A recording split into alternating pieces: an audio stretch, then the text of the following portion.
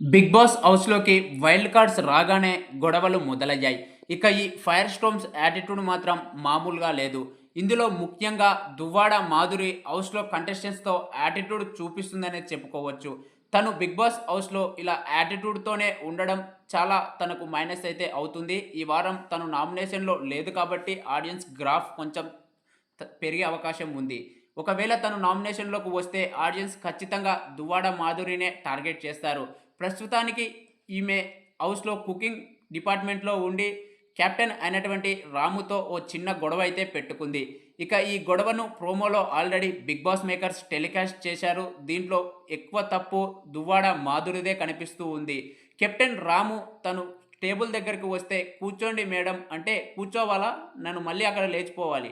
కూర్చోకుండా మాట్లాడొచ్చు కదా! ఏదైనా ఉంటే చెప్పండి అంటూ యాటిట్యూడ్‌తో తను కెప్టెన్‌కు రెస్పెక్ట్ ఇవ్వకుండా మాట్లాడడం జరిగింది.